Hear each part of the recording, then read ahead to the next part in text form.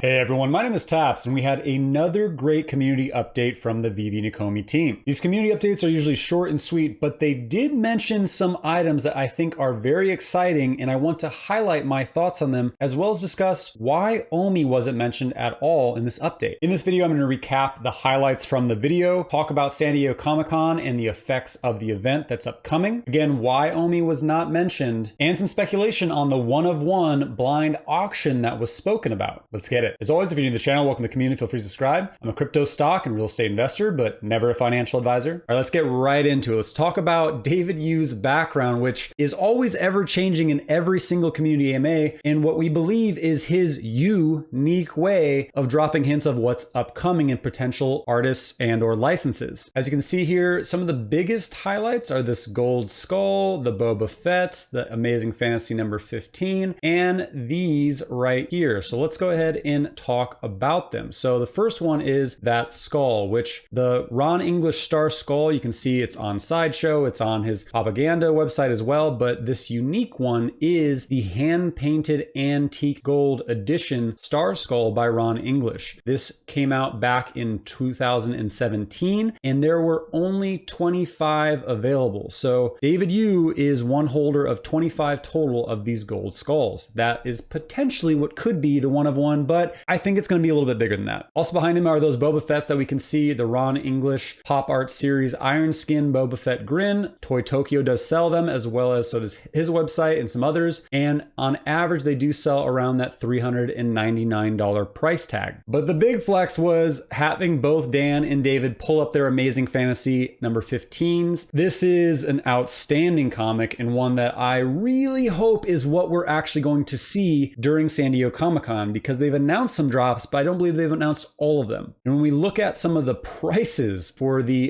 1962 Amazing Fantasy number 15, you can see just how insane the prices are. 9.6 1 year ago sold for $3.6 million. An 8.0, $500,000. A 4.0, 61,000. 2.0, 34,000. I mean, this is a very serious comic, one that we've been waiting for quite some time. This is the first appearance of Spider-Man ever. Again, Amazing Fantasy number 15. And the reason why I think it's possible that we could see this as one of the potential drops to come at Comic-Con is because it is the 60-year anniversary of Spider-Man. In fact, there is an entire Spider-Man exhibition that you can check out at San Diego Comic-Con. And actually, one of our Veve fam, White Slash, if you've not seen this video, I highly recommend you check this video. I'll put in the details of the video, but he did have early access to this exhibition hall, and it's entirely Spider-Man and really cool to see. Here's some quick highlights.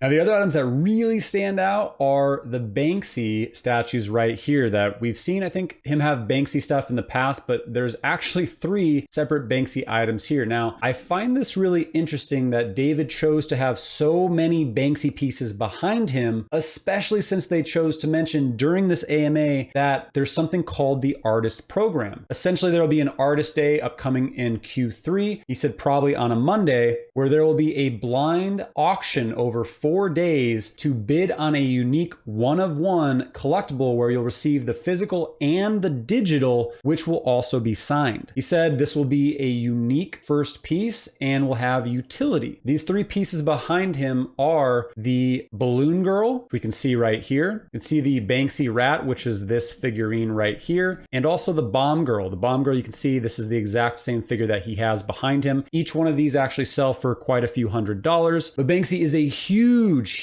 mogul in the art world. He's done graffiti all over the world and has never been officially identified on who the artist is. And there was a Banksy's Love in the Air, which was sold and fractionalized into 10,000 NFTs. But besides that, he hasn't really done much in terms of NFTs. And when you look at his following, Banksy has 11.1 million followers on Instagram. I mean, his artwork is usually very political and always in very unique places all around the world. So this would be a huge artist to have come to Veve. And when they're saying that the one-of-one will be something special, and the fact that, again, all of those are behind David, and he's shown Banksy before behind him, makes me hopeful that that could be the one-of-one that we see first. The next big update is, of course, MTL Cash Out. All users can now cash out and get KYC verified. So congrats, fam. One of the largest catalysts that we've been waiting forever is actually here for all of the fam. So make sure you're checking your emails for that KYC ability, and you're going to want to make sure you do so by July 30th, just 14 days away, because you're going to have to be KYC'd in order to buy and sell in the app. If you're still not seeing the email for it, I would submit a ticket through Veve's Discord. And if you have, and you're looking for an instructional video on how to KYC, how to cash out, you can click the link above. I did actually already cover this. And they also touched on the AMA on having multiple accounts. They said in the next month or 2, they'll be rolling out a feature on how to merge other accounts, so that way you can KYC on more than one account. The next update was Master Collector Program Phase 1 is in the final works and will be coming soon, is what Dan said. The Master Collector Program will show you what your total points are that you've been collecting so far, and those are collected retroactively through collecting collectibles and through completing sets, and it'll allow you to stack rank yourself and see just how much of a master collector you are against the rest of the Veve fam. This will add an entire competitive layer and fun factor to the app, and I like that Dan said this is phase 1. We know that this was version 1.0 of the Master Collector Program, but that's pertaining to the article. So the fact that he said this is phase 1 means that there could be more to the Master Collector Program than what we all thought. There could be something that could be built on to make it even more advantageous for those who are collecting. Next piece of news is they touched on metadata. This is one that we've been dying for, right? Metadata is what gives our Veve collectibles validity in the NFT space. You can see this tweet that went back and forth between some of the fam and Gary V, as well as myself. He's questioning the blockchain data, and I did lead him to a Mutascan, but it's not readily available and it's not easy to see. Fact is that we need to be able to see when our collectibles were originally minted on GoChain and have corresponding pictures that actually feel and look like other NFTs. Veve confirmed in this AMA that they are working on the metadata side. It is coming, and you'll be able to see the image, when dropped, rarity, and the edition number all in a Mutascan. But my question is, will it also be translated into marketplaces? Will you be able to click that Mutascan link in Veve that takes you to that mint data? Will that info be visible once put into Immutable X's marketplace and then once integrated into OpenSea? Just because you want to be able to see that data in open marketplaces. If I click into an NFT on OpenSea, I can see that metadata. So if it's in a Mutascan, great, but no one knows how to find a Mutascan. So I hope they're going to implement it into the Veve app, into Immutable X marketplace and OpenSea once obviously interoperability comes. I'm going to go ahead and rattle off a couple of smaller updates that were also trickled in. They mentioned an upgrade of the search tool, so you'll be able to actively search collectibles by the edition number, which is great for mint hunters. They casually dropped in that at San Diego Comic-Con, they'll be posting all over their socials, including TikTok. So Veve does not have a TikTok to date. This is something that I mentioned in a roadmap video, and TikTok is the largest social media presence ever. There are tons of people talking about crypto and NFTs all over it, and so it just makes sense for them to actually join the largest social media side as well. So I'm really looking forward to seeing what they're going to do on TikTok, because that's also another great way to build awareness and onboard new users who are not familiar with Veve quite yet. They also mentioned that the waitlist style drop is still coming, which we weren't sure if they were going to still go with these types of drops just because of KYC and all that. But they did say that there is going to be a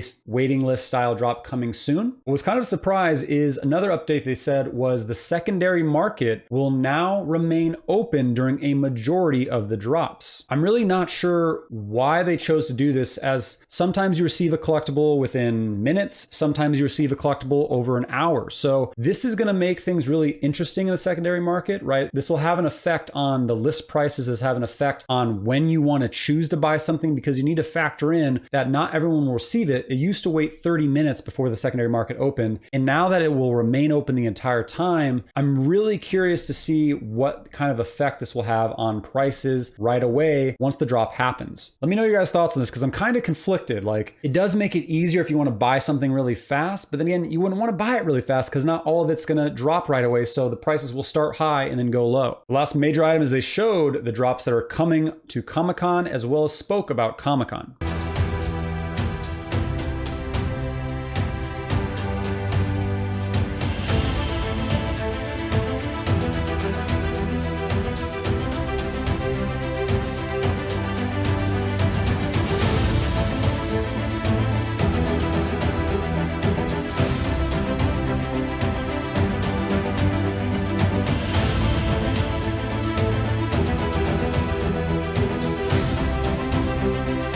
Now, the most exciting of all of these, in my opinion, is by far the Silver Surfer that's dropping on Sunday, July 24th. Silver Surfer is a massive hero and is well ranked as one of the most powerful heroes of all.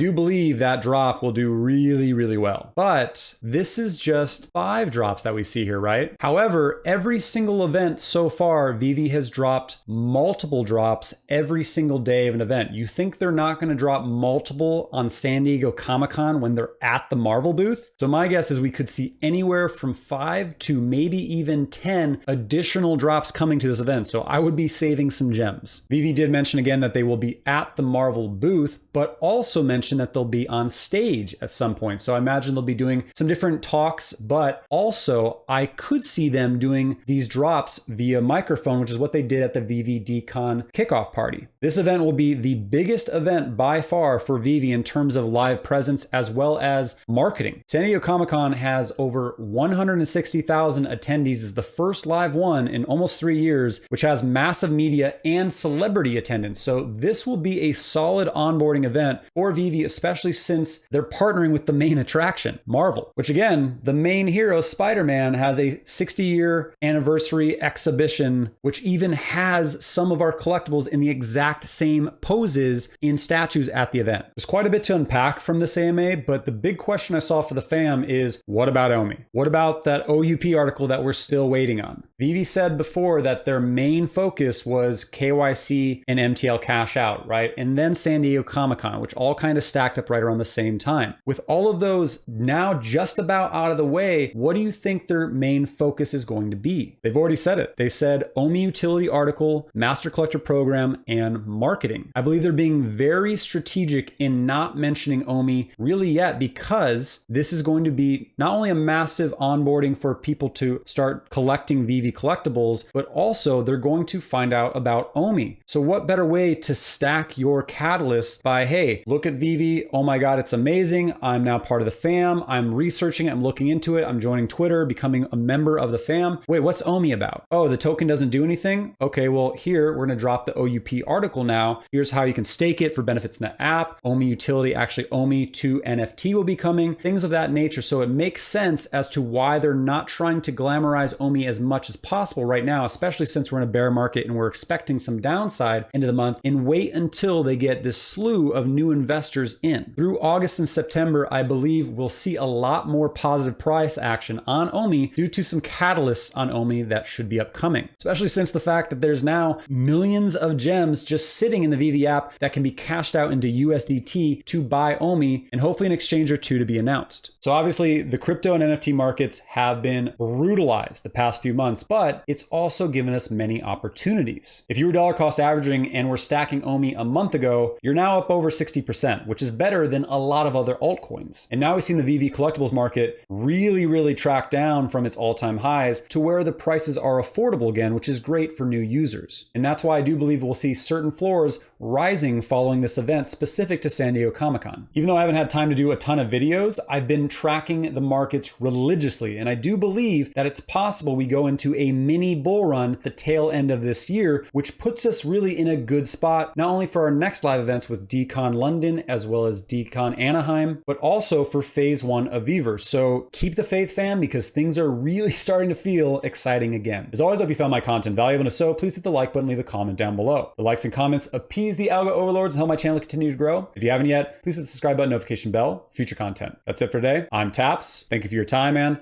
Happy trading.